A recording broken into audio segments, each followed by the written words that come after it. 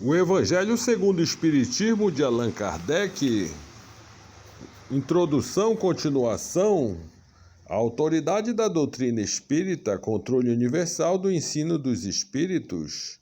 Se a doutrina espírita fosse de concepção puramente humana, não ofereceria por penhor senão as luzes daquele que houvesse concebido. Ora, ninguém neste mundo poderia alimentar fundadamente a pretensão de possuir com exclusividade a verdade absoluta. Se os espíritos que a revelam se houvessem manifestado a um só homem, nada lhe garantiria a origem, porquanto fora mister acreditar sobre palavra naquele que dissesse ter recebido deles o ensino, admitida da sua parte sinceridade perfeita, quando muito poderia ele convencer as pessoas de suas relações. Seguiria sectário, mas nunca chegaria a congregar todo o mundo. Quis Deus que a nova revelação chegasse aos homens por mais rápido do caminho e mais autêntico, incumbiu, pois, os espíritos de levá-la de um polo a outro, manifestando-se por toda parte, sem conferir a ninguém o privilégio de lhes ouvir a palavra. Um homem pode ser ludibriado, pode enganar-se a si mesmo, já não será assim quando milhões de criaturas veem e ouvem a mesma coisa. Constitui isso uma garantia para cada um e para todos. Ademais, pode fazer-se que desapareça um homem, mas não pode fazer que desapareça as coletividades. Podem queimar-se os livros, mas não podem queimar o espírito. Ora, queimassem-se todos os livros e a fonte da doutrina não deixaria de conservar-se a inexaurível, pela razão mesma de não estar na terra, de surgir em todos os lugares e de poderem todos desdentar-se nela. Faltam os homens para difundi-la. Haverá sempre o espírito cuja atuação a todos atinge e aos quais ninguém pode atingir.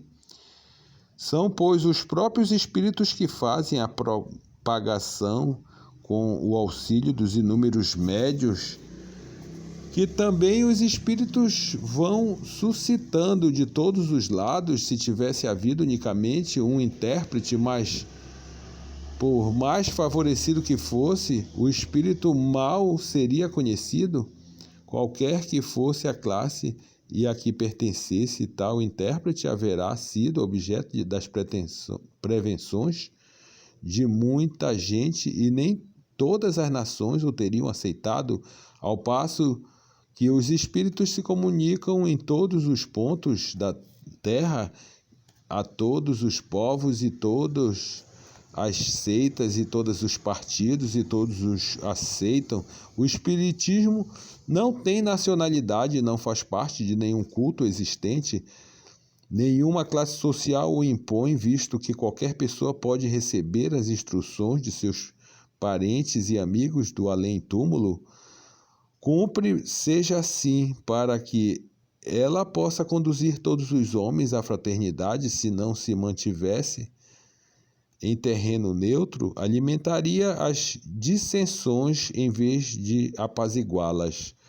Nessa universalidade do ensino dos espíritos reside a força do espiritismo e também a causa da sua tão rápida propagação, ao passo que a palavra de um só homem, mesmo com o concurso da imprensa, levaria séculos para chegar ao conhecimento de todos. Milhares de vozes se fazem ouvir simultaneamente em todos os recantos do planeta, proclamando os mesmos princípios e transmitindo os mais ignorantes como aos mais doutos, a fim de que haja deserdades e uma vantagem de que não gozara ainda nenhuma das doutrinas sugeridas até hoje, se o Espiritismo, portanto, é uma verdade, não teme o mal-querer dos homens, nem as revoluções morais, nem as subversões físicas do globo, porque nada disso pode atingir os espíritos. Não é essa, porém, a única vantagem que lhe decorre a sua excepcional posição. Ela lhe faculta inatacável garantia contra todos os cismas que pudessem provir, seja da ambição de alguns, seja da contradição de certos espíritos.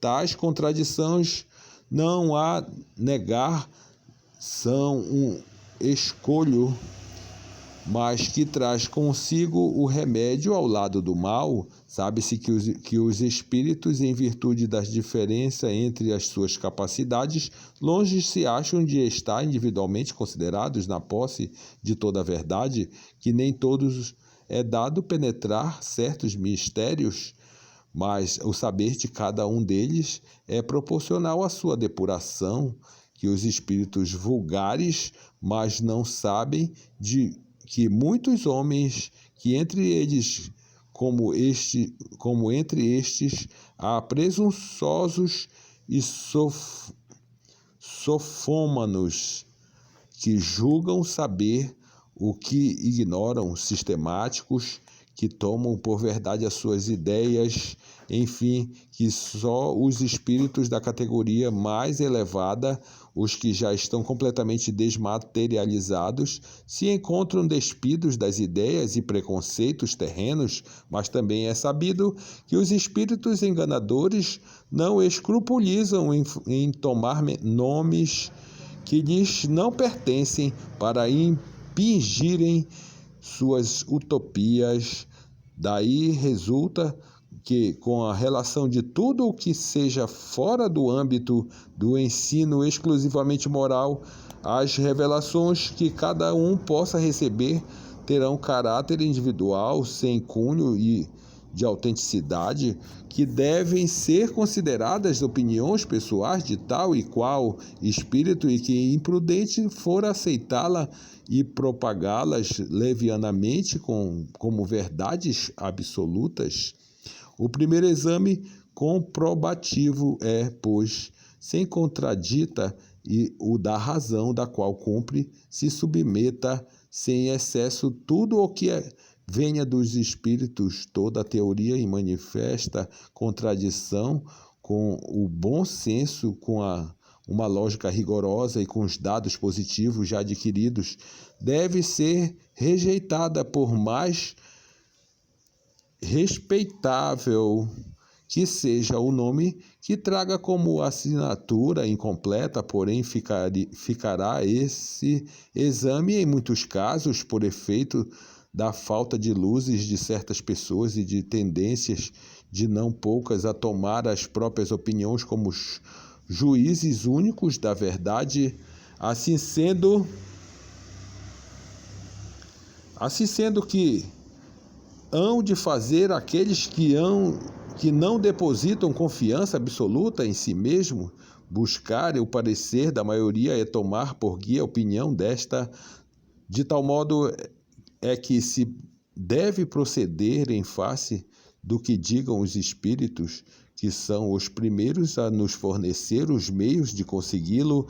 A concordância no que ensinem os espíritos é, pois, a melhor comprovação, e importa, no entanto, que ela se dê em determinadas condições, das mais fracas de todas, ocorre quando um médium a sós interroga muitos espíritos acerca de um ponto duvidoso, e evidentemente que se ele estiver sob império de uma obsessão ou lidando com um espírito mistificador, este lhe pode dizer a mesma coisa sob diferentes nomes, tampouco garantia alguma suficiente haverá na conformidade que apresente o que se possa obter por diversos médios no mesmo centro, porque podem estar todos sob a mesma influência. Uma só garantia séria existe para o ensino dos espíritos, a concordância que haja entre as revelações e que eles façam espontaneamente, servindo-se de grande número de médiuns estranhos uns aos outros e aos vários lugares. Vê-se bem que não se trata aqui das comunicações referentes a interesses secundários, mas do que respeita aos princípios mesmos da doutrina. Prova a experiência que, quando um princípio novo tem a ser enunciado, isso se dá espontaneamente em diversos pontos ao mesmo tempo e de modo idêntico, senão quanto à forma, quanto ao fundo. Se, portanto, aprouver a um espírito formular uma existência excêntrico, baseado unicamente nas suas ideias e com conclusão da verdade, pode ter-se a certeza de que tal sistema conservar-se-á a circunscrito e cairá diante das instruções dadas de todas as partes, conforme os múltiplos exemplos que já se conhecem. Foi essa unanimidade que pôs por toda a Terra os sistemas parciais que surgiram na origem do Espiritismo, quando cada um explicará à sua maneira os fenômenos e antes que se conheçam as leis que se regem as relações entre o mundo visível e o mundo invisível. Essa a base em que nos apoiamos quando formulamos num princípio da doutrina. Não é porque esteja de acordo com as nossas ideias que o temos por verdadeiro. Não nos arvoraremos absolutamente em árbitro supremo da verdade e a ninguém dizemos: crede de tal coisa, porque somos nós que vô-lo dizemos. A nossa opinião não passa dos vossos próprios olhos e de uma opinião pessoal que pode ser verdadeira ou falsa, visto não nos considerarmos mais infalível do que qualquer outro. Também não é, portanto, um princípio. Nos foi ensinado que para nós ele exprime a verdade, mas porque recebeu a sanção da concordância, na posição em que nos encontramos de receber comunicações de perto de 1000 centros espíritas sérios, disseminamos pelos mais diversos pontos da Terra, achando-nos em condições de observar sobre que princípio se estabelece a concordância. Essa observação é que nos tem guiado até hoje e é a que nos guiará em novos campos que o Espiritismo terá de explorar, porque, estudando atentamente as comunicações vindo tanto da França como do estrangeiro, reconhecemos pela natureza toda a especial das revelações que ele tende a entrar por um novo caminho a que lhe chegou o momento de dar um passo para adiante. Essas revelações, feitas muitas vezes com palavras veladas, hão frequentemente passado desapercebidas a muitos dos que as obtiveram. Outros julgaram-se os únicos a possuí-las, tomando insuladamente elas para nós nenhum valor teriam. Somente a coincidência lhes oprime gravidade. Depois, chegando o momento de serem entregues à publicidade, cada um se lembrará do haver obtido instruções no mesmo sentido. Este movimento geral que observamos e estudamos com a assistência dos nossos guias espirituais e que nos auxilia a julgar da oportunidade de fazermos ou não alguma coisa. Essa verificação universal constitui uma garantia para a unidade futura do Espiritismo e anulará todas as teorias contraditórias. Aí é que, no porvir, se encontrará o critério da verdade e que deu lugar ao êxito da doutrina exposta em um livro dos Espíritos e o livro dos Médiuns, foi que em toda parte todos receberam diretamente dos Espíritos a confirmação de que esses livros contêm. Se de todos os lados tivessem vindo os Espíritos contradizê-la, já de há muito haveriam naquelas obras experimentado a sorte de todas as concepções fantásticas. Nem mesmo o apoio da imprensa salvaria do naufrágio, ao passo que, privadas como se viram deste apoio, não deixaram elas de abrir caminho para avançar celeremente, e que tiveram o apoio dos espíritos cuja boa vontade não só compensou, como também sobrepujou o mal-querer dos homens. Assim sucederá a todas as ideias que, emaranando quer dos espíritos, quer dos homens, não possam suportar a prova deste confronto, cuja força a ninguém é lícito contestar. Suponhamos praza a alguns espíritos ditar sobre qualquer título um livro em sentido contrário, suponhamos mesmo que, com intenção hostil, objetivando desacreditar a doutrina e malevolência, suscitasse comunicações apócritas que influência poderiam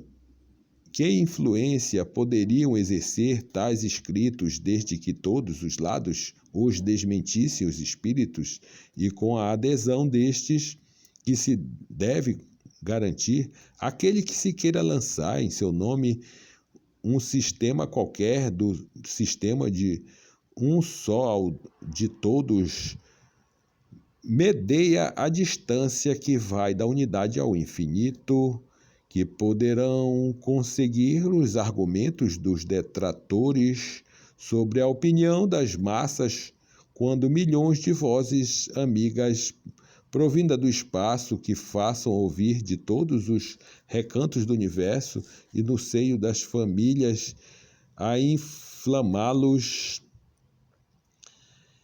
E a esse respeito já não foi a teoria confirmada pela experiência, que é feito das inúmeras publicações que traziam a pretensão de arrasar o espiritismo, qual a que nem lhe retardou a marcha.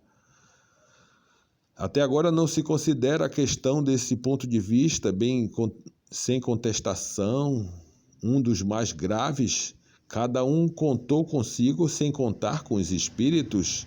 O princípio da concordância é também uma garantia contra as alterações que poderiam sujeitar o espiritismo às seitas que se propusessem apoderar-se dele em proveito próprio e acomodá-los à vontade. Quem quer que tentasse desviá-lo do seu providencial objetivo, mal sucedido se veria, pela razão muito simples de que os espíritos, em virtude da universalidade de seus ensinos, farão cair por terra qualquer modificação que se divorcie da verdade.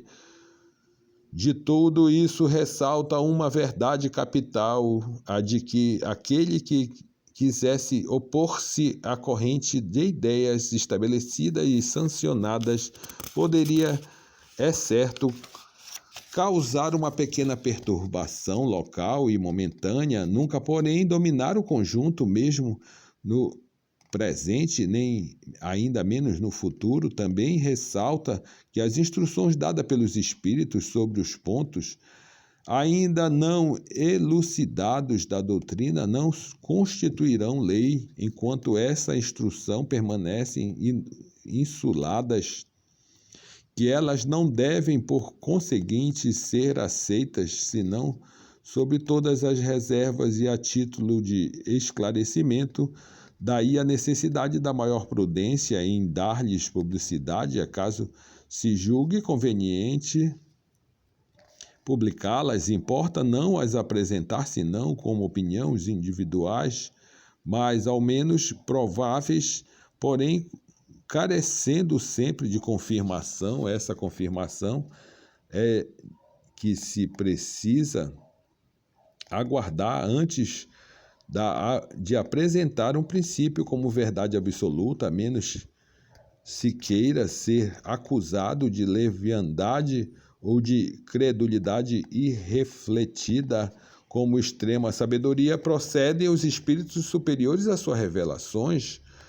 Não atacam as grandes questões da doutrina, senão gradualmente, à medida que a inteligência se mostra apta a compreender verdade de ordem mais elevadas, e quando as circunstâncias se revelam propícias à emissão de uma ideia nova. Por isso é que logo de princípio não disseram tudo, e tudo ainda hoje não disseram jamais, cedendo à impaciência dos muitos afoitos que se querem aos frutos antes de estarem maduros. Fora, pois, supérfluo pretender adiantar-se ao tempo que a providência ensinou para cada coisa, porque então os espíritos verdadeiramente sérios negariam o seu concurso.